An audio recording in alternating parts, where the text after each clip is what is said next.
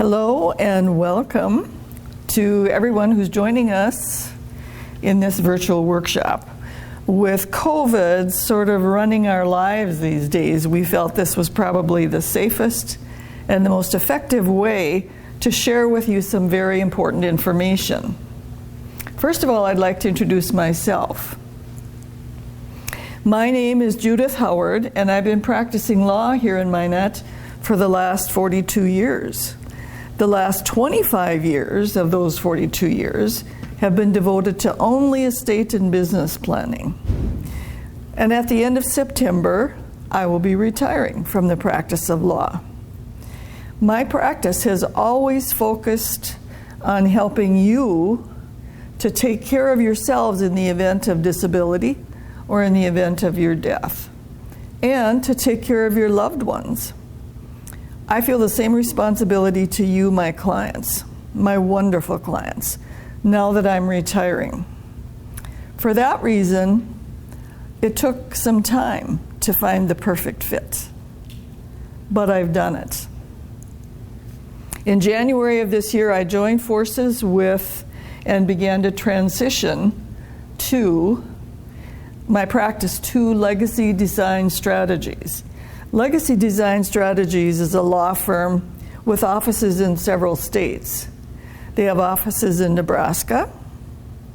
They have an office in Iowa Falls, Iowa, and they've had an office here in Minot since 2012.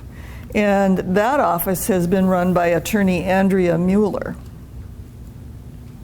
In January, Andrea and her paralegal Jennifer Allen joined us in our law firm suite here in Minot, and we began the joint venture in the transition of my law firm to Legacy. Now, there were many reasons that I chose to transition my practice to Legacy, to take over my firm and to take care of you. First, their attorneys were educated and trained by the same national group of estate planning attorneys that educated and trained me to become an excellent estate planner. Another reason, Legacy also limits their practice to estate planning and business planning, like we do. Another reason, Legacy believes that estate planning and business planning is not a one and done type of thing. These plans need updating because things change. The laws change. Your personal situation changes. So they, like Howard and Associates, also have a robust maintenance program that will keep your plans current with the laws that are ever changing and with the ever changing things that are happening in your lives, probably on a daily basis. And last but not least, my team of employees will continue to be here with Legacy for you. And as you've already experienced, my team is the best of the best. And I am just thrilled that they will continue to be the team that will help to take care of you when Legacy takes over. With that, I'm now going to turn the presentation over to Dan Stenzi, who's been CEO of Legacy Design Strategies for the past 4.5 years. So Dan, please take it over. Thank you, Judith. It's a real pleasure to be here tonight. The last 8 months since January of this year, I've had the privilege of coming up to Minot for 1 week every month from Omaha to get to know Judith's firm. Now, I've known Judith for more than 20 years. She's a colleague that I highly respect and is known in our estate planning circles as an icon. But I had not met her staff, nor did I know her practice inside and out. And what I've learned over the last 8 months is something that she mentioned about compatibility. Her practice is exactly like our practice at Legacy Design Strategies. It's about counseling our clients. It's about keeping track of their assets and keeping things up to date from year to year. It's about helping them through the tough times of disability and after somebody passes. And our philosophies about customer service are exactly the same. But what I also learned is that she's right about her staff. They're the best ever. And so we're glad that the whole team has agreed to stay on with us And in the months ahead, you're going to come to the same office and you're going to see the same people. And things won't really look different to you because we all do the same stuff. Today, what I'd like to do is introduce to you the founder of Legacy Design Strategies. His name is Andrew Sigerson. And Andrew and I have also known each other for decades.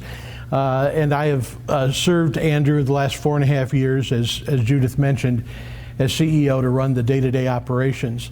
But Andrew founded this firm 13 years ago. He's been in practice for 24 years. But 13 years ago, he decided to found a firm that is really dedicated just to estate and business planning and really do the best that everybody can do. And so since that time, one of the reasons I joined Andrew's firm 4.5 years ago is that he became so popular that he had to keep adding more attorneys. And he kept being invited to different states and those kind of things, and the firm grew quite a bit. And so that has been because of Andrew's level of care and because of his understanding and, of course, his expertise. Estate planning is not just doing a will. Every attorney says they can do estate planning. That's what they mean, but very sophisticated things, farmers and ranchers and businesses of all types. And so it's been an interesting growth period. And now we already had an office in Minot, but now our Minot office is much larger because we've been able to take over for Judith as well. So at this time, I'd like to introduce our founder and our managing partner, Andrew Sigerson.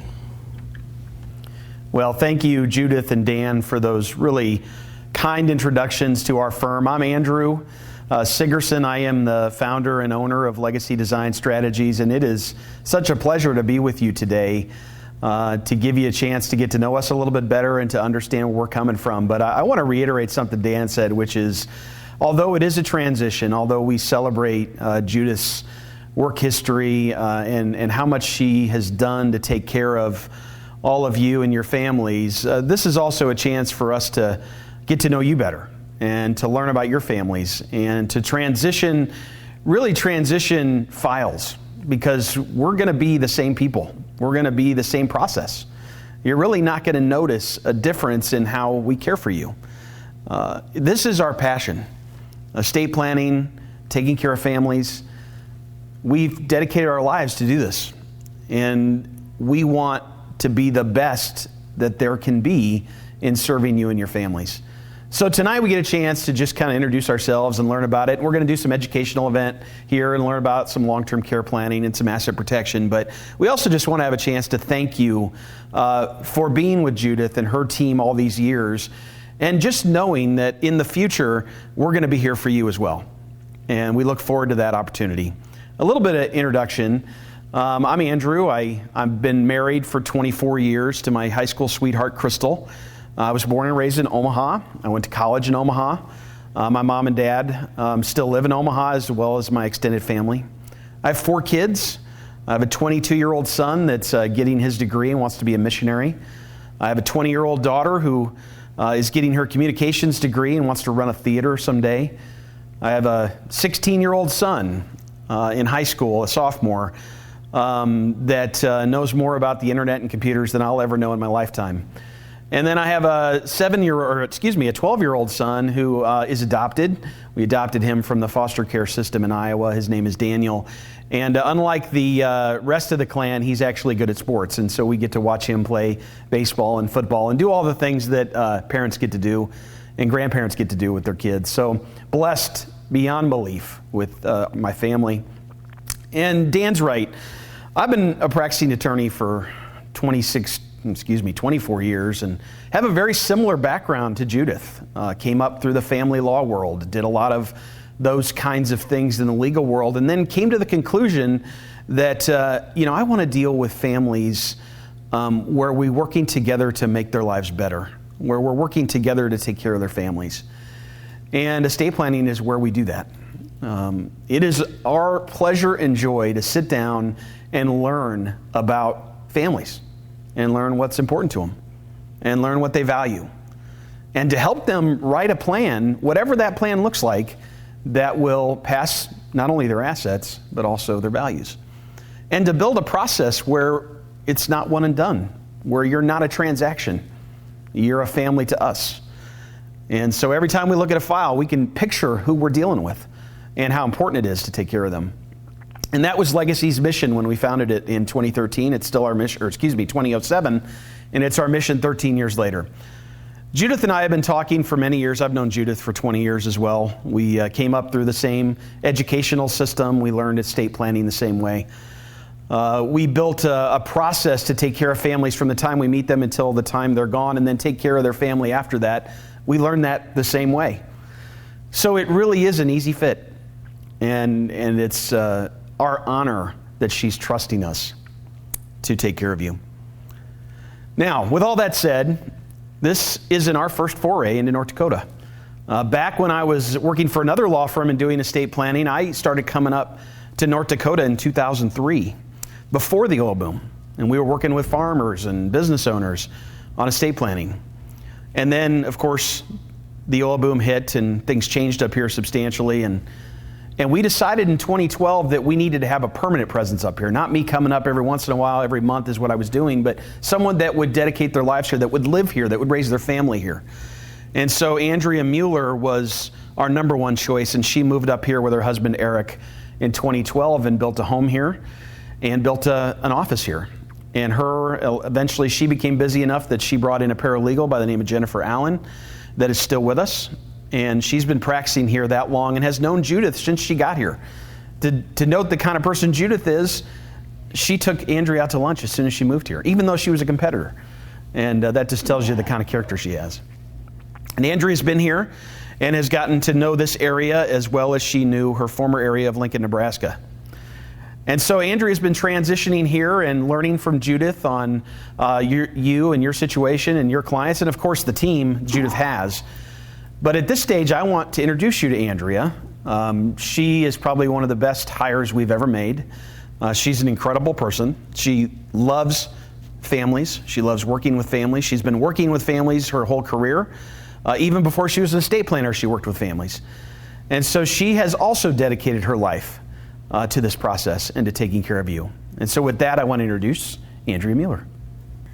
Well, thank you, Andrew. I appreciate the kind words. Hello, everybody. My name is Andrea Mueller. As everybody has kind of already mentioned, I have been living in Minot since the fall of 2012.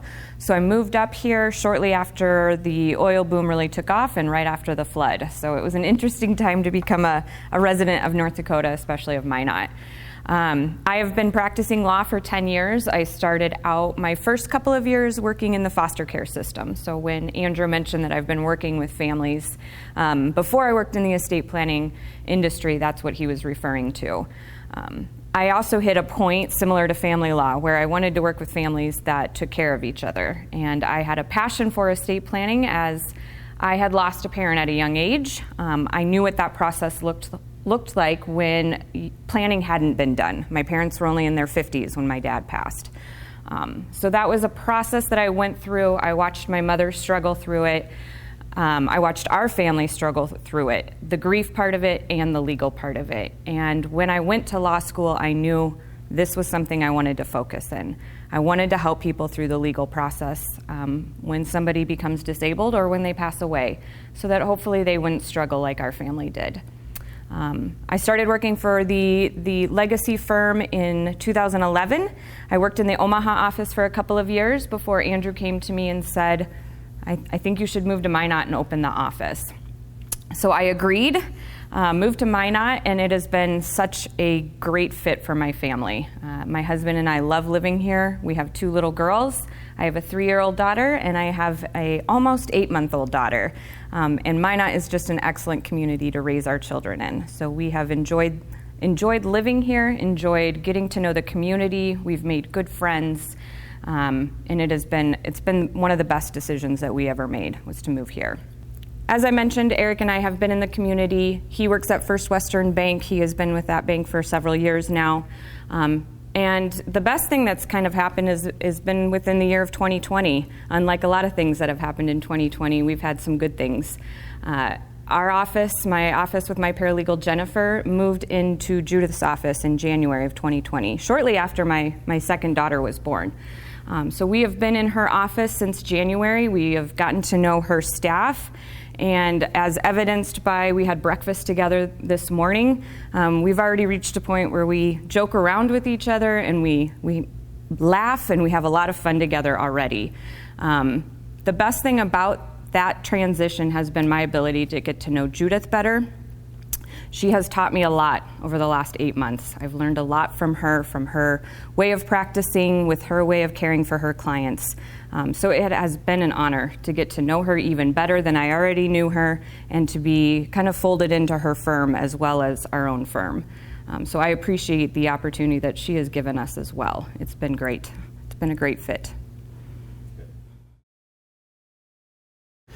Well, it's our pleasure today to give you a little bit of information and background on a very important legal topic that is really starting to dominate the legal industry, and that is long-term care planning and Medicaid protection planning.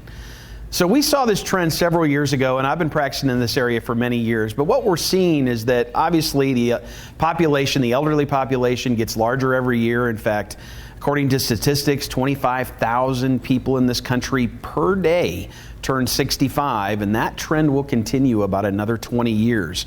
So we're seeing a large increase in that population. The second thing we're seeing is that people are living longer, that the technology in our medical field is allowing people to stay here longer, to cure some of the issues that caused death in the past. And as people live longer, what we're seeing is a decline typically in their mental health, Alzheimer's, dementia, and those kinds of things are causing people not to pass away, but to need help. And what we've learned in our system is that the system was not built for people to do that with government assistance. Is that the system really is built so that people with wealth end up losing all of their wealth in order to take care of their long-term care needs. And so over the last several years, we've grown an expertise in Medicaid planning and long-term care planning and asset protection planning. And what's really interesting in the legal field is there are virtually no attorneys that specialize in that. Virtually none. I could probably name on one hand the number of attorneys in North Dakota who would call long-term care planning, Medicaid planning, a specialty in their practice. It's confusing. It deals with government and private facilities. And so it's our pleasure today to educate you a little bit more about that area of the law, and that there are techniques you can use to protect your family, to protect your assets, and still maintain a wonderful quality of care as you get older. So with that, I'm going to turn it over to Andrea. I'll interject here in certain places to add some information, but Andrea is going to lead us a little bit down this path so we can understand this area of the law better. Thank you, Andrew. Just to kind of touch on what Andrew had already said, I would say when I started doing estate planning in 2011, I would probably get asked about long-term care and Medicaid protection once or twice a week. Now, I probably get asked about it in every single meeting. How do we protect our assets from a nursing home spend down?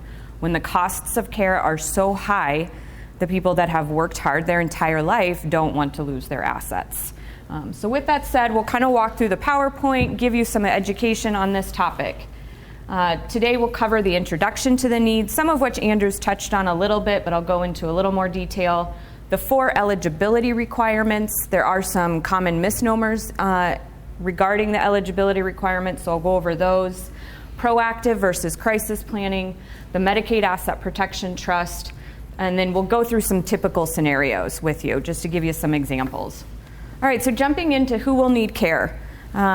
Most studies are consistent in that 1 in 2 people will need care at some point in their life. That's half of us. Half of us are going to need some long-term care at some point. The type, frequency, and percentage of people who will need it greatly increases for people over the age of 70. And people over the age of 65, 70% of us over the age of 65 will at some point need some type of long-term care.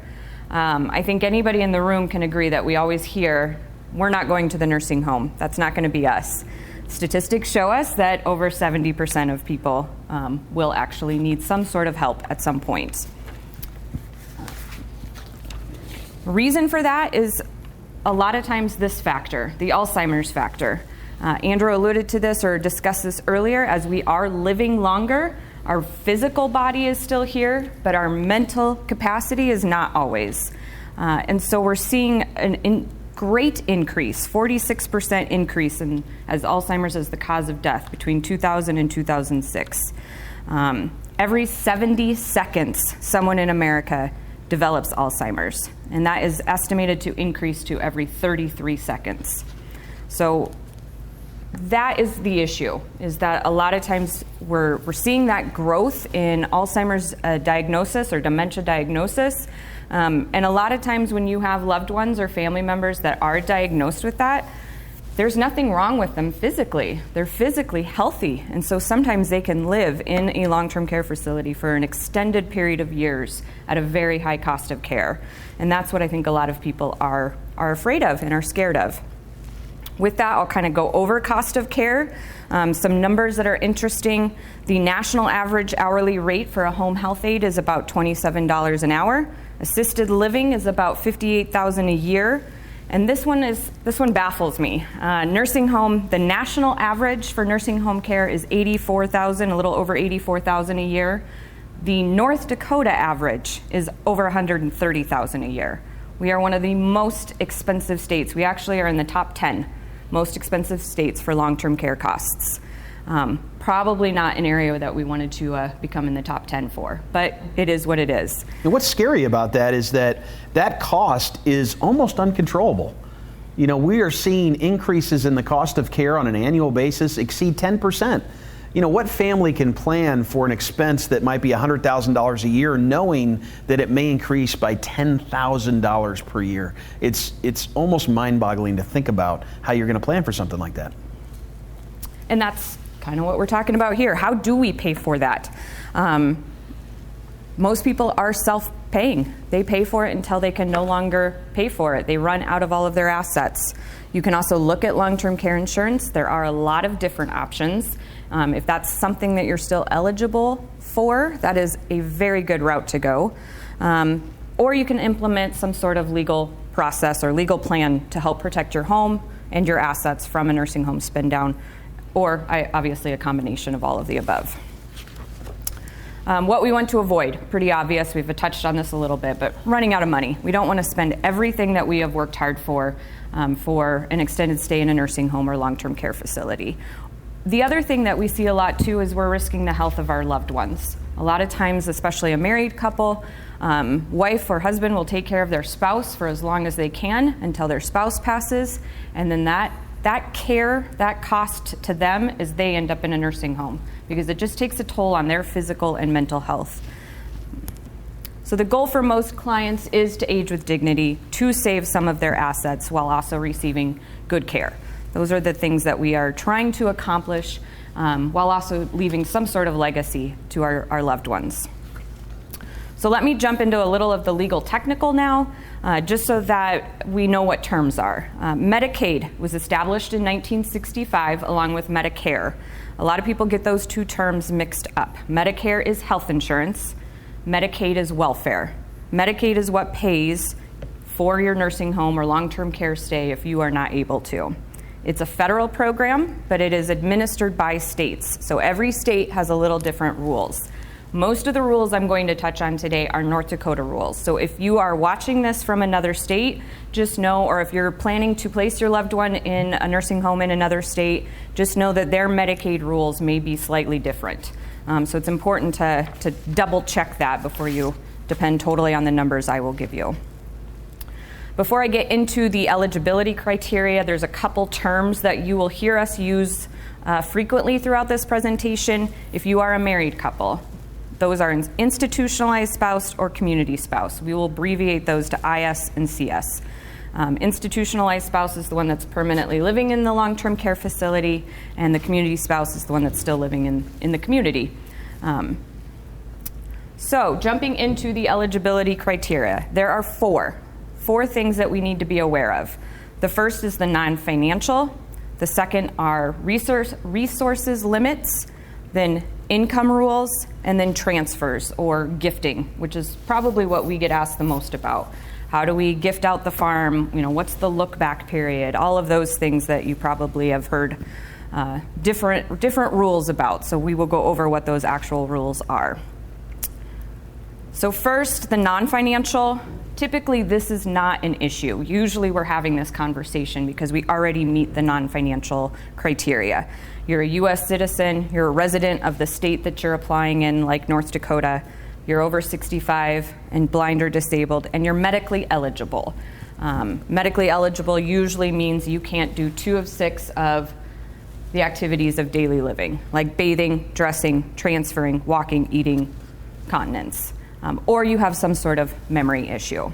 But like I said, a lot of times we're having this conversation because mom's already had a stroke or dad's already been diagnosed with dementia. So this is usually not the biggest hiccup. Let me just interject here real quickly, is that families, we meet a lot of families when they're already pretty far down the path on these things. I want to emphasize to you that if you have a loved one that you start to see slipping, whether that's because they're developing dementia or you get a diagnosis like that early, or maybe it's Parkinson's, or maybe it's just something like that. I tell our clients all the time that after you've talked to your loved ones and talked to your doctor, we really should be about the 3rd phone call. The more time we have to plan for these things, the more assets we can preserve. The more likely it is your family will get to keep most of the things you have. Now, when there's a crisis, when you're at the very end of the line and mom's going in tomorrow and it's going to cost $10,000 a month, we can still help you. But just know the earlier we know, the better. So when you're thinking about that, if that starts to happen in your family or it's already started to happen in your family, call us. We can help you. You know those calls are free, so we'd be happy to talk to you about it. And hopefully we can help you with some of those issues. All right. Criteria number 2, resources. Resources is referring to how much can you keep? What type of assets can you keep? There are certain resources or assets that are considered exempt, meaning you don't have to spend down through those assets to be eligible for Medicaid, and then there's non-exempt. This is obviously, those are the assets that we do have to do the spend down for. So what are the exempt assets? What are the ones that we can keep? For a married couple, you can keep the spouse that is living in the community can keep 1 house, 1 car. They can keep their household goods. You know, they're not going to force you to sell the china before you can become Medicaid eligible. You can keep some life insurance, burial reserves. And in North Dakota, you don't have to actually spend through your retirement plans. If you have IRAs, 401ks, SEPs, they come up later when we start talking about income, but they don't force you to cash in your entire retirement plan before you can become Medicaid eligible. Do you get to keep the pets? I believe so. Just checking. And then if there's any income generating property that the community spouse is living off of, that's their own income producing property, they can keep that as well. Those are considered exempt resources. So resources that are not exempt. Individual spouse gets to keep a whopping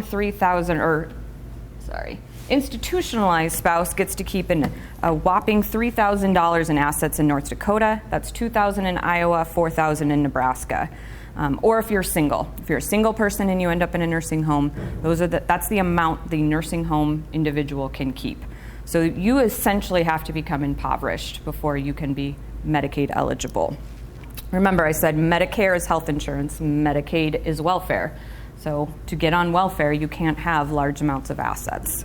The community spouse, on the other hand, does get to also keep some additional assets besides the house and the car and some of the things that we just went over. They get to keep about half of the non-exempt assets, so half of all your other financial accounts, but with a cap. The cap this year is $128,640 in assets. So what you're telling me is that if they've saved up some money, Andrea, let's say they've saved up $500,000 inside of an investment account, or as a farmer, maybe they've got some grain, things like that, that the government is only going to allow that spouse living at home to keep a maximum of about $129,000? Correct. Wow. Plus the house and the car. Right. But yes. So there is some protection for the community spouse, but it is not a lot. Right. It's pretty limited. This next example that I'm going to go over shows how important it is to have a conversation with us before you start doing planning. We want to make sure before we start spending down and before we start applying for Medicaid that we do it at the right time. That is important. So talking here, we're looking at resources still, talking about do not spend down until necessary. So an example we've given you here is presume there's $240,000 in cash. Community spouse purchases an exempt vehicle because they can keep one car worth $40,000, and then they file the Medicaid application. So that's where they draw the line in the sand, that you get to keep half, is when you actually file the Medicaid application. At that point, half, $100,000 to each party, and then $3,000 to the institutionalized spouse. So Andrea's been talking about doing this application. So just understand, that's an application to the government. And as we all know, the government is not designed to help you preserve assets. Okay? So if you think they're going to give you advice and assistance on how you might preserve some of your assets, that's not their job, and they're not there to do that for you. So that's why it's so important that we help you with those kinds of things, because once you apply, you're in the system. Now, it doesn't mean you can't do anything. There's certainly techniques we can use. And all the techniques we use, we're going to tell the government we did it. But they're not here to help you do it. So please get good advice before you make some of those decisions. Correct. So in this top example, if they bought the exempt vehicle, then applied for Medicaid, there's a spend down of about $97,000. On the flip side, if they applied for Medicaid, then the line is drawn in the sand. Now we have approximately $120,000 to each spouse. Then use the institutionalized spouse's half to buy the exempt vehicle. We have a net gain of $40,000 that the community spouse gets to keep. Again, as Andrew mentioned, we're not breaking the rules. This is what the law says. It's just that the government's not going to help you figure that out. That's what we're here to help with. Next up, talking about income. So income is a little different than resources for the community spouse. For the institutionalized spouse, again, it's pretty limited what the institutionalized spouse can keep. They can keep $65 a month for their personal needs. And that is one thing that does vary from state to state, so you'll want to double check those numbers. For North Dakota, we talked about how IRAs are exempt, or retirement plans are exempt. While they are exempt, as far as assets, you are required to take them as a distribution on an accelerated rate. So not your RMD, your required minimum distribution that anybody over 70 and a half, or this year 72, has to take out every year. It's an accelerated RMD. So they will force you to take it out and use that to help pay for your care. The community spouse, on the flip side, does get to keep an unlimited amount of income. So if the community spouse's career or their job or their assets are providing an income to them of $5,000 a month, they get to keep all $5,000 a month. They're not required to use any of that to take care of their spouse's care. There's actually a floor. So where assets had the ceiling of about $129,000, income to the community spouse has a floor. So if the community spouse's income is less than what they call the MIMNA, the minimum monthly needs allowance, I don't know who comes up with these acronyms, but if their monthly income is less than the $3,216 a month, they get to keep some of their institutionalized spouse's income to get them up to that MIMNA, that $3,216 a month. Okay, so that's something that a lot of people are confused on, that, oh, I can't have any income either if I'm living in the community. And it's the flip. You get to at least keep $3,216, and if the community spouse makes more than that, they get to keep all of their income. And then last but not least, this is definitely the thing that I think we talk about the most, is transfers, gifting. There are exempt gifts, just like there are exempt assets. There's gifts for value, and then there's gifts. This is where we're talking about the look back, are the gifting rules. So transfers that are exempt. Anytime you're making a transfer to a child, if they're disabled or under 21 or blind, that's an exempt transfer. House to a caregiver child that has lived with you and cared for you for more than 2 years, or for at least 2 years. And then the house to a sibling of an applicant who has an equity interest in that residence. So while there are exempt transfers, that a lot of times those don't apply to most people, okay? There is transfers for value. So if you are legitimately selling your property for fair market value, there's no period of ineligibility. The flip side is that sale price isn't available. You know, that's part of your assets that they're going to look for you to spend down. What we've seen over the last several years, 20 years ago, this wasn't a big issue. Medicaid, the state's required to make payments towards people's care. But now as we face all these budget challenges in these states, and I know North Dakota doesn't have some of those things, but the budget challenges of these states, we're seeing that Medicaid recovery, which is the state coming after assets, if you try and spend them down or you go into a nursing home or you're relying on government assistance, they're becoming much more aggressive. They have departments within the government that will come and look and make sure that what you think is fair market value is actually fair market value. So you can't sell your farm for 50% less than what the county says it's worth to your son and expect them to agree with you on that. They're going to challenge your valuation. They're going to create a penalty for your family. So what we see that aggressiveness inside of the state, and just understand that when we're doing any kind of transfers to kids or to other people for a price, when it's not just a straight gift, that we have to be able to prove that value, that it's reasonable, that it's fair market value, or we're going to be faced with litigation. And so we don't want that. We don't ever want to be fighting with the government. Everything we do wants to be above the board, and we know it's safe. We don't ever, as we say in the legal field, we don't ever want to make you famous. Okay? Valid, valid, valid. All right, so let's get into transfers for gifting. So a definition of gifting is any sort of transfer of asset by the applicant or spouse for less than fair market value. And again, as Andrew just talked about, having actual fair market value is important. That's appraised value. That's not what you think it is worth. I know I work with a lot of farmers and they tell me there's no way my farmland's worth $1,800 an acre, $3,200 an acre, depending on where your land is located.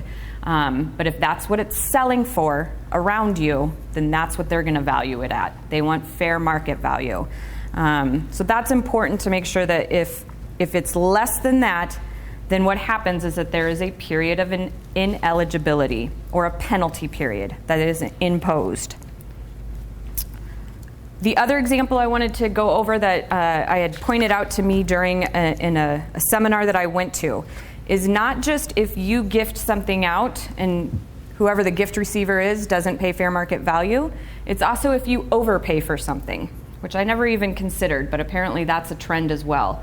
You buy your grandson's junker for $200,000, they're going to impose a penalty there too. Okay, so you can't buy something of less value for more than it's worth as well.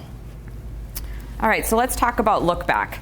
Medicaid will examine any financial transactions looking for non-exempt transfers. They will ask for bank statements, financial statements.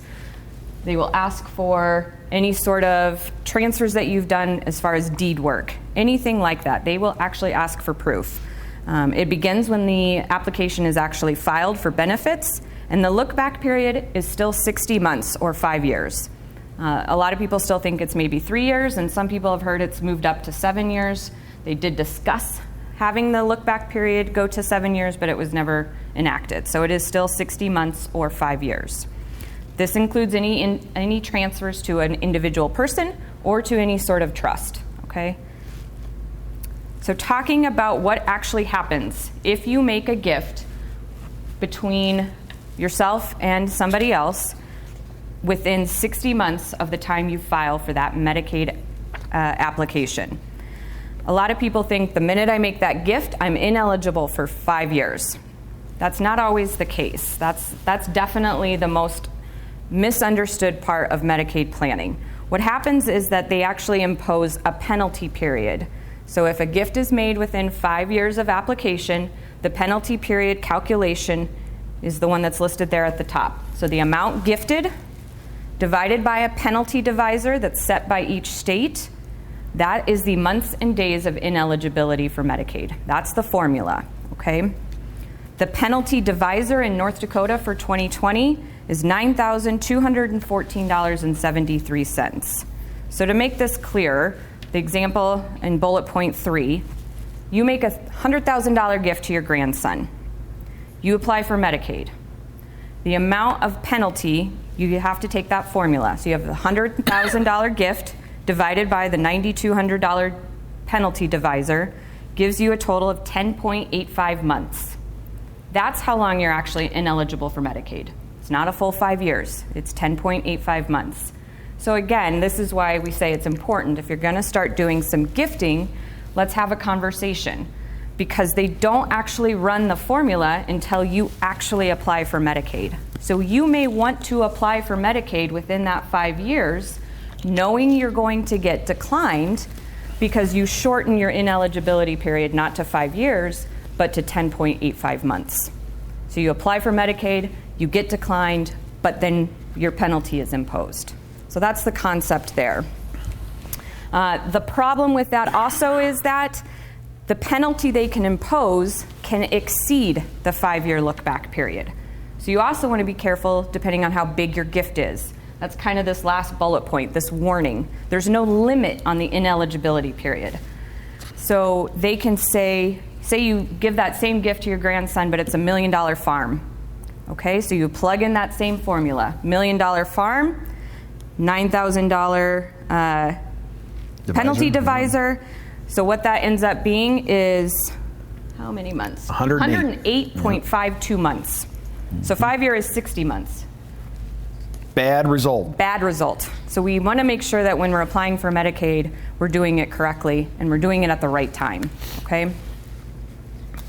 All right, after you qualify, you've reached the 4 eligibility requirements: the non-financial, the resources, the income, the transfers.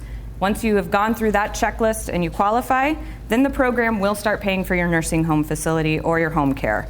They do pay at a reduced rate, not at the private pay rate. So you are typically more likely to be in a shared room versus a private pay individual room. The recipient, the person that's in the nursing home, their income goes to pay the nursing home facility, except for their $65 a month personal needs allowance, if they have health insurance premiums, and then income to the spouse, obviously, can go to them if the spouse's income is less than that MIMNA that we talked about earlier, that $3,216. And then there are potentially other deductions that could apply. So, proactive planning. This is what Andrew was referring to when he first started talking about things. If you know that something is going on with a loved one, say it's an early diagnosis of dementia or something's happened, the more proactive we can be on this type of planning, the better results that we can get for you. Proactive planning is helping for long-term care costs before there's a health crisis. So goals: better educate yourself and your families, better protect assets, and best done 5 years ahead of time, so that we know that we're going to be past that look-back period and there's not going to be any sort of penalty imposed. So that is where a lot of times we do look at trust planning. Medicaid Asset Protection Trust, general characteristics of a Medicaid Asset Protection Trust. For this trust to work, to actually protect your assets from the nursing home spend down, these are some of the general rules. There's no principal to the grantor or the spouse. The grantor is the person that actually sets up the trust. So that's you or your spouse. Under any circumstances, they cannot have access to the principal inside that trust. Income, in some states it can be paid. In North Dakota, it's a question mark. In the past, they have said, yes, income can be paid and the trust won't be broken apart. There have also been cases where they've said, no, income, if you pay income, the trust, we can get into the trust assets. And so, like Andrew said, we don't want you to be famous. We're always going to err on the side of caution there, okay? So it's best to not have income distributed. And then the lifetime beneficiaries can receive the income and or the principal. Who are the lifetime beneficiaries? That's up to you. Typically, that's going to be your child or your children. And then they can make a distribution to themselves, and if mom or dad needs something, they could potentially gift that back to them. So what are we trying to accomplish with the Medicaid Asset Protection Trust? We're trying to remove assets from the reach of healthcare creditors for a possible Medicaid applicant or their spouse, and we're providing more protection to the family assets than an outright gift. Why put it in a Medicaid trust versus an outright gift? You outright gift your farm to your son and he gets divorced 3 years later, that farm is an asset that's available to that divorcing spouse. You gift, your investment accounts to your daughter and she has some sort of creditor after her because she gets in a car accident and hurts somebody. Well, now your assets are available to your daughter's issues. So outright gifts, you're getting those assets out of your problems, but you're passing it on to somebody else that could have issues. And so the Medicaid Asset Protection Trust just provides that asset protection so that it goes to your kids, and if anything goes wrong in their life, if they get divorced or sued or have financial trouble, what you have given them in that Medicaid trust is protected. And then we can also take care of some tax breaks as well. A lot of people like to inherit things that have a low basis, or farmland. We can make sure that we still get a step up in cost basis for those trust assets, and then income and capital gains taxed at the grantor's individual tax rates. So let's talk about a client of ours named Harold. Let's picture Harold as single. He has children. He has grandchildren. Around 75 years old. Good health. Likes to golf. Involved in some activities with his friends. So in other words, he doesn't have any obvious long-term care needs. He's not dealing with any sort of issue where there's an emergency. And let's say he has a $300,000 home, and he has about $425,000 of just regular cash investments, things he's saved over his life. Well, when we meet folks like that, they're typically coming in to do basic estate planning. They're coming in to talk about how they're going to pass their assets. But it's our jobs as attorneys to make sure they're aware of all the risks that they might face. And so we might have a conversation with Harold about, all right, we know what you want to happen when something happens to you. You die, you're passing, who's going to get it. But what happens if you need care? How are we going to pay for that? Is it important to you, Harold, to protect those assets if something like that were to happen? So with his kind of case where we don't have any obvious things, the first thing we might talk about is, can he afford long-term care insurance?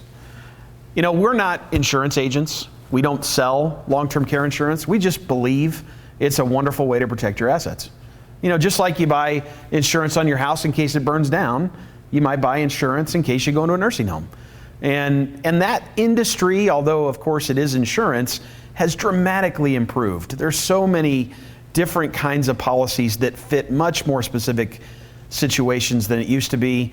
And they're protecting the ability of that cost to go up on you so premiums can be locked in. So just know there's some options there. But obviously Harold's 75. Even if he could get it, it's probably going to be pretty expensive. So we would look into long-term care, but we might also look into using an irrevocable trust. It really kind of depends on what Harold needs. What's his income look like? Does he have enough income to do the golfing and the traveling and the family things that he likes doing? And that $400,000 is just kind of growing and really isn't being used to take care of him? Well, if that's the case, we might say, Harold, we might be able to take a piece of that and put it in a place where you're never going to lose that. That is for sure going to be a gift you can leave your family. So we might use a Medicaid Asset Protection Trust and take that asset or some of that asset, put it in that trust, and the trustee of something like that would likely be one of his family members. And then as long as he doesn't need long-term care immediately or need long-term care really fast after that, then that asset and whatever it grows to is going to pass to his family without the nursing home ever having the ability to take it from him. And so that's a great way to handle that kind of thing. But you might also have a story like Mary.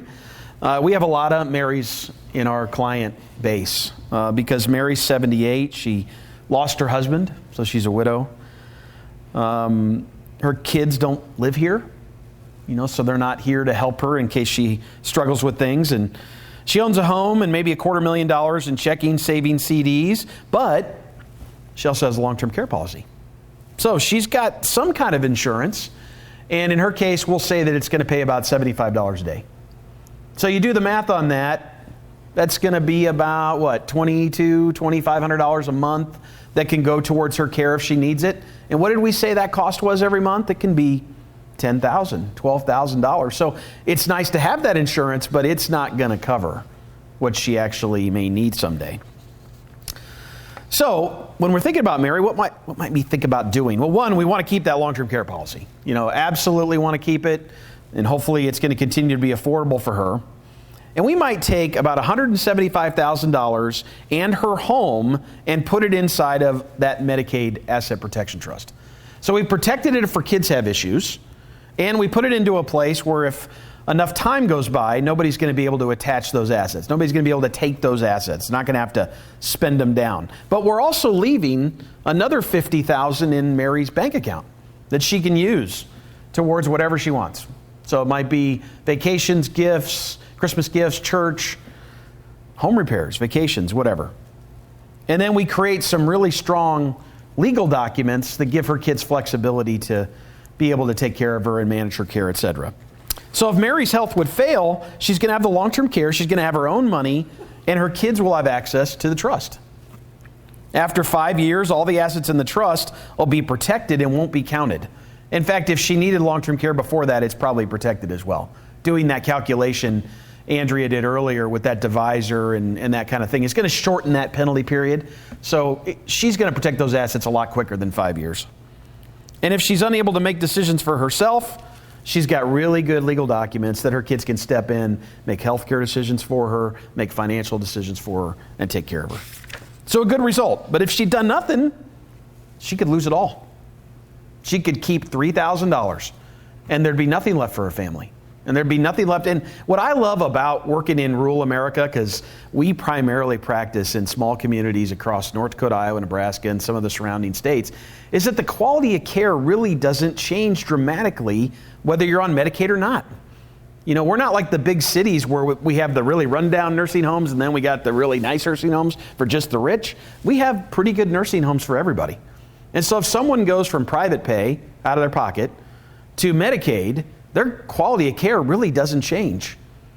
So them being able to preserve and save some of their assets is really something that the family benefits from. So Andrea, tell us about crisis care planning. This is something that we see more and more of, right? Correct. Yep. Clients already been diagnosed with something, dementia, they've already had a stroke, they're already in the hospital, or they're already in the nursing home. Those are the cases where people are in panic mode, and they come to us, is there anything that we can do to protect any of these assets? Or is it just we're out of luck and we have to spend down everything to those minimums, the $3,000 minimum, or community spouse living in the community, half the assets? So typically when we meet with people in this situation, it's stressful. People are stressed out because their loved one something's already going on with them. They have dementia, they have Alzheimer's, they're not doing well health-wise, and then on top of it, they're financially stressed out because this is a cost that they just did not foresee coming their way, or they didn't want to see that it could potentially come their way. And so when we meet with them, it's stressful. It's stressful for the whole table. And usually at that point, it is a whole table. Because when that happens, it's not just mom or dad coming in, it's the entire family walking into the office and sitting down and saying, please help us. Yeah, and they don't know that there's anything they even could have done. You know, Right. They kind of get thrown into this situation where they're in panic mode, but they didn't know they could have done anything anyway. Right. You know, so one of the things we love about doing this seminar is just opening your eyes that there's techniques and things you can do, not only for your family but for your friends' families. That there are solutions, there are techniques, there are legal ways that you can preserve and protect assets, that you're not going to go to jail and you're not going to get in trouble, and the IRS isn't going to come after you. You know, it's just like anything else. There are techniques you can do to help your family that are perfectly legal. Right. I think emphasizing again that everything we're recommending is allowable. We're not breaking the law. But again, going to the Medicaid office and asking for this help, they're not going to guide you in this because it's not their job to help you protect your wealth. So when we are looking at crisis planning, we do have very specific goals that we are trying to accomplish. We are trying to protect as many countable assets as possible, get the client qualified as soon as possible, because like I said, we are in panic mode at this point. How do we do that? There's certain things that we're going to attempt to look at with each client. Everybody's situation is going to be different, but these are some of the generics that we will at least look at. Are there things that we can spend down on? Are there things that we can do to the home to update the kitchen cabinets, or put a ramp in the home? Those are things that we can spend money on. Those are exempt assets.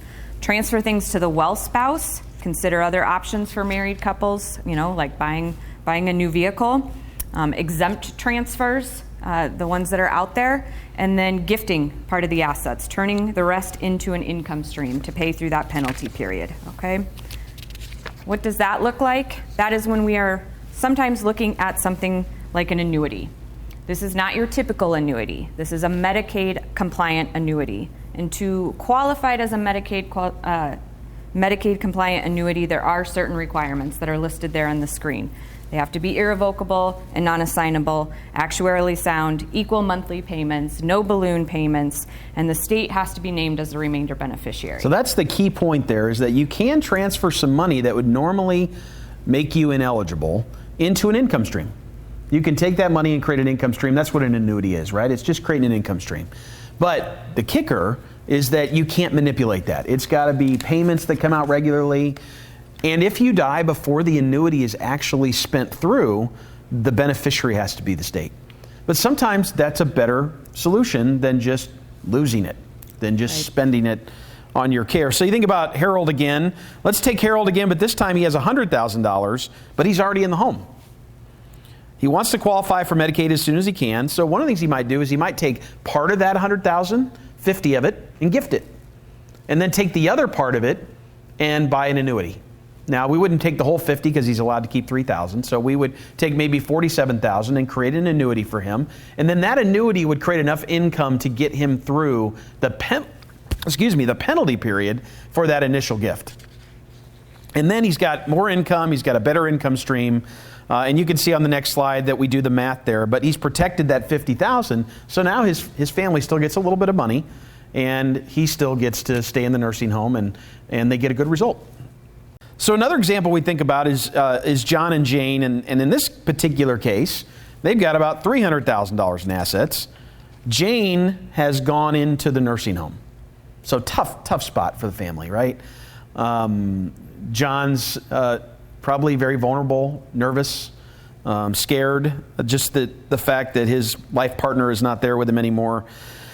And it's hard to do this math and talk through these things. And so typically when we meet John, John's probably got some family with him. And we're kind of trying to talk through some of the facts of how the situation works. But in their particular case, think about $300,000 of assets. We know right away that John's going to be able to keep about 129 of those. Remember, we talked earlier that you can keep 1/2 up to a ceiling of about 129,000. So he can keep about 129,000. If they had a house and a car, he'd keep those things as well, and some of those other things. But then we could take the other 170,000 or so, and we could buy an annuity for John. So now we've created an additional income stream for John so that his life is a little bit more comfortable, knowing that he's going to have an income stream coming in every month that can make his life better. And we did not create a penalty period. So think about that. We don't have any waiting time. He's got a better income. We've preserved certain assets for him, and we immediately qualify for Medicaid. So really, the moral of the story here is there's a lot of techniques, there's a lot of options, but there are many things we can do to help your family.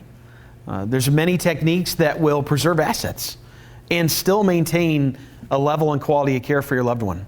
You don't have to lose it all. You don't have to be stuck at the end of your life with nothing left to leave to your family. I talk to kids and parents every day, and I say, if you have two choices, one, you give your money to the nursing home, or two, you give it to your family, which one do you want? And they almost tell me universally, I want to give it to my family. There are ways to do that, and we can help you. So it's been our pleasure, first, to just recognize Judith and just the years of service she's had to this community and to her families. And two, to introduce us to you so that you know who we are and that really nothing's going to change in your planning, that we're here to help you. We have a team here to help you. All of Judith's team's going to be here to help you. And we've just added Andrea and Jennifer to that team, and we're going to continue to serve you. So with that, thank you. If you have any questions, if you're unsure about anything, or any of these situations might apply to you, please call. That call never costs you anything. Just ask. We want to help. Thank you.